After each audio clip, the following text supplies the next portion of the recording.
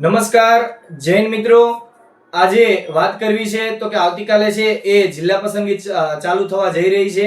ગણિત વિજ્ઞાનના ઉમેદવારોને છે એ સૌપ્રથમ દિવસે બોલાવેલા છે. એટલે જોવા જઈએ તો આજે વિડીયો છે એ ગણિત વિજ્ઞાનનું કટઓફ છે. પહેલો રાઉન્ડ જે બહાર પડ્યો છે જનરલનો રાઉન્ડ છે અને બીજો રાઉન્ડ જે આવશે એ જનરલ પ્લસ કેટેગરી. માની લો જનરલની જગ્યાઓ રહેશે ખાલી તો એ બાકી તો કેટેગરીનો રાઉન્ડ હોઈ શકે. એટલે ઘણા મિત્રો એમ કહે છે કે ભાઈ ગણિત વિજ્ઞાનનું છે કટઓફ અંદાજિત કેટલું રહી શકે, તો એ કટઓફ બનાવવા માટેનો આજનો વિડીયો છે. અને બીજું કે કટઓફ એટલા માટે બનાવવું પડે છે કે ઘણા મિત્રો છે જે 9 થી 12 માં લાગી ગયા છે એ ફરીથી માની લો 9 થી 12 માં છે કે 1 થી 5 માં લાગી ગયા હોય તો એ ફરીથી તમે અહીં રિપીટ ન થતા. અને આ ઝુંબેશ અંતર્ગત આપણે છેલ્લા 3-4 દિવસથી મુહિમ ચલાવીએ છીએ, વધુ ઉમેદવારો સુધી મેસેજ મોકલીએ છીએ. છતાં પણ ઘણા મિત્રોને હજુ પણ એમ હોય કે ભાઈ અમે તો લાગી જ જશો, અમારે શા માટે મહેનત કરવી? તો આજનો આખો કટઓફ છે વિડીયો જોઈ લેજો. તમે સેફ ઝોનમાં છે કે કેમ એ પણ ખબર પડી જશે. કઈ કેટેગરીનું છે અંદાજિત કટઓફ કેટલું રહી શકે, જનરલ રેન્ક હોય તો કેટલા સુધીમાં તમે સેફ ઝોનમાં કહી શકાય. અને જો માની લો કે કોઈ ઉમેદવાર છે કોમન છે રિપીટ નથી થતા તો અંદાજિત છે મેરિટ કેટલું કટઓફ નીચે આવી શકે એ તમામ આપણે આજના વિડીયોની અંદર વાતચીત કરવાની છે. સૌથી પહેલા જોવા જાય તો ગણિત વિજ્ઞાન વિષય છે એમાં ટોટલ જગ્યાઓ છે જિલ્લાની અને નગરની, પીએચ હોય કે મહિલા હોય કે એક્સ આર્મી હોય બધાની કાઉન્ટ કરી લે તો જગ્યાઓ ટોટલ કેટલી છે? 1746 જેટલી જગ્યાઓ છે. એમાં ઓપનની 747, ત્યારબાદ એસસી ની 89, એસટી ની 464, એસીબીસી ની 270, ઈડબ્લ્યુએસ ની 176. કુલ જોવા જાય તો 1746 જેટલી જગ્યાઓ છે. અને આ કટઓફ વિડીયો છે એ PML2 ને આધારે છે. જે PML2 આપણું છેલ્લે આવેલું છે એ PML2 ને આધારે છે. પ્રથમ રાઉન્ડનું કટઓફ છે તમને મૂકી દીધું છે. એમાં વિથ એક્સેસ કેન્ડિડેટ તરીકે બોલાયેલા છે. અને જે કોઈ કેટેગરીમાં માની લો કે ઉમેદવારો ઘટશે તો બીજા રાઉન્ડમાં એ રીતે બોલાવશે. તો આજના કટઓફની અંદર આપણે વાતચીત કરીશું કે કેટેગરી વાઇઝ કેટલા ઉમેદવારોનું કઈ કેટેગરીમાં કેટલું કટઓફ હોય તો સેફ ઝોનમાં આવી શકે. તો આખો વિડીયો છે અંત સુધી જોડાયેલા રહેજો. અને તમે માની લો કે 9 થી 12 માં ક્યાંય લાગી જાવશો ચોક્કસથી નીચે કમેન્ટ બોક્સમાં તમારો જનરલ નંબર અને તમારું નામ રજૂ કરજો. તો આપણે જોઈએ કે કટઓફ કેટલું રહી શકે. તો જોઈએ કે આખું વેકેન્ટ પોસ્ટ છે આપણું આવેલું છે જિલ્લા વાઇઝ કેટલી જગ્યાઓ છે. એમાં જિલ્લા અને નગર બંનેનો આપણે ટોટલ મારીએ તો ટોટલ થાય 740 આ અને પેલી આ એટલે 747 આખું થાય. તો એ જિલ્લા વાઇઝ કઈ જિલ્લામાં કેટલી જગ્યાઓ છે આખું વેકેન્ટ પોસ્ટ છે. અને જે આપણું PML આવેલું છે તો PML જે આપણું આવેલું છે છેલ્લે PML તો આખી PML માં જોવા જઈએ તો એમાં જેટલી પણ જગ્યાઓ છે માની લો કે જનરલની જગ્યાઓ 747, એસસી ની 89, એસટી ની 464, એ જ રીતે એસીબીસી માં 270 ને એ જ રીતે ઈડબ્લ્યુએસ માં 176, ટોટલ 1746 જેટલી જગ્યાઓ છે. એના આધારે આપણે છે એ કટઓફ બનાવેલું છે. તો એમાં જોવા જઈએ તો સૌથી પહેલા તો જેટલા પણ ઉમેદવારો જનરલના હશે એને આપણે જનરલ તરીકે જનરલના રેન્કમાં આવતા હશે બધાને આપણે જનરલ તરીકે કાઉન્ટ કરી લીધા. ધારો કે 747 જનરલની જગ્યાઓ છે 747, તો જનરલની જગ્યામાં જેટલા પણ ઉમેદવારો આવતા હશે એને આપણે અંદાજિત ગણી લઈએ કે ભાઈ બધાય છે એ કેટેગરી ક્લેમનો ઉપયોગ નથી કરતા અને બધાય છે જનરલમાં ધારો કે વહી જાય છે. તો જનરલમાં માની લો કે વહી જતા હોય તો અંદાજિત 747 માં છે કેટલા ઉમેદવારો કદાચને જનરલના મેરિટમાં આવતા હોય એવા લાગી શકે. તો આપણે જોવા જઈએ તો આ મુજબ કાઉન્ટ કરેલું તો એસટી ની જોવા જાય તો 10, ઓપનની જોવા જાય તો 111, ઈડબ્લ્યુએસ ની 244, એસસી ની 49 અને એસીબીસી ઓબીસી ની 33. એ રીતે જોવા જાય તો કુલ કેટેગરીમાં કેટલા ઉમેદવારો લાગે છે તો જોવા જાય તો 636. એમાં જોવા જાય તો એસટી ના ધારો કે 10, ઈડબ્લ્યુએસ ના 244, ઓપન ના જોવા જાય તો 111 અને એ જ રીતે એસસી ના 49, ઓબીસી ના 333 અને ઓપન ના 111. હવે કુલ અનામત વર્ગના જે ઉમેદવારો છે જનરલના મેરિટમાં ધારો કે લઈ લેશે, કેટેગરી ક્લેમનો નથી ઉપયોગ કરતા, તો 636 જેટલા છે એ જનરલના મેરિટમાં લાગે ને 111 છે કે જે પ્યોર ઓપન હોય.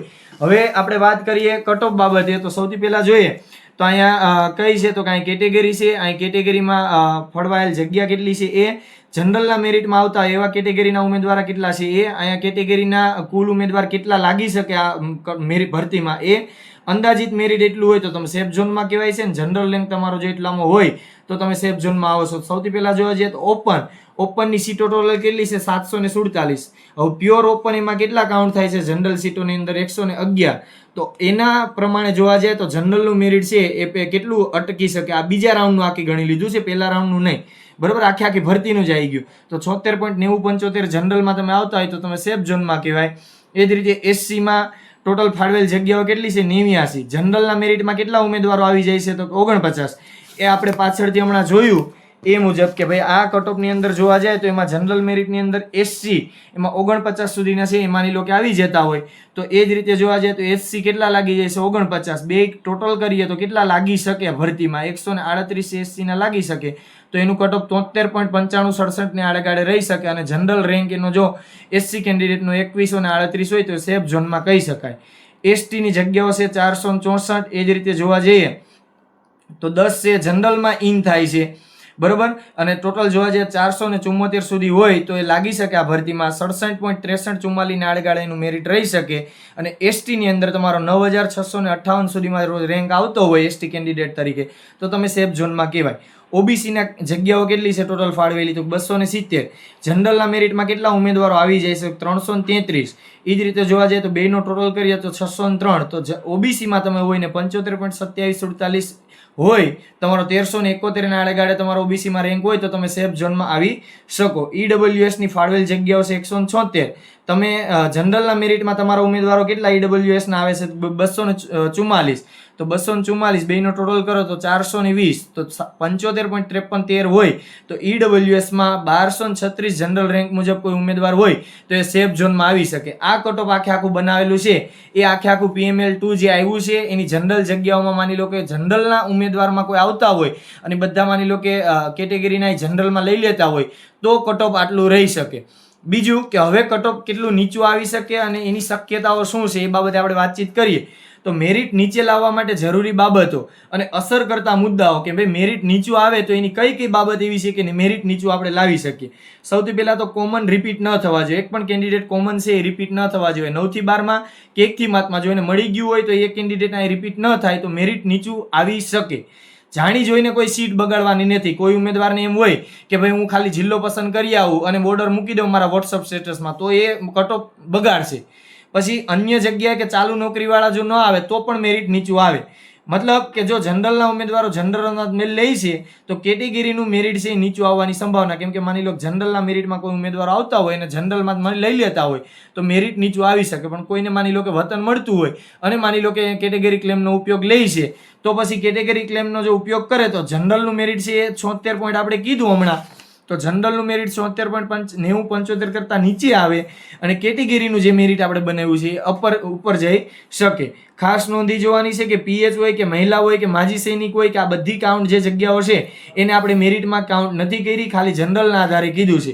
અને ખાસ બધા યાદ રાખવાનું છે કે 9 થી 12 ના જો કોમન કેન્ડિડેટ નીકળી જાય વધુમાં વધુ તો મેરિટ ખૂબ જ નીચું આવી શકે. જે કટઓફ આપણે બનાવેલું છે માની લો કે ઓપનનું 76.90, એસસીનું 73.95, એસટીનું 67.63, ઓબીસીનું 75.27, ઈડબ્લ્યુએસનું 75.53 આ બધાય મેરિટ કરતા છે ખૂબ જ મેરિટ નીચું આવી શકે. એ મેરિટ ક્યારે નીચે આવે કે કોમન કેન્ડિડેટ નીકળી જાય તો હજુ પણ મેરિટ જે આપણે આ બનાવેલું છે એ મેરિટ કરતા તમારે 1 થી 1.5% તમારે કાઉન્ટ કરવાનું કે નીચું આવી શકે. હવે તમારે સમજવાનું છે કે મેરિટ આપણે નીચું લઈ જવા માટે આપણે શું કરી શકીએ. તો આપણે વિડીયો જોયો કે કટઓફ અંદાજિત આટલું રહી શકે.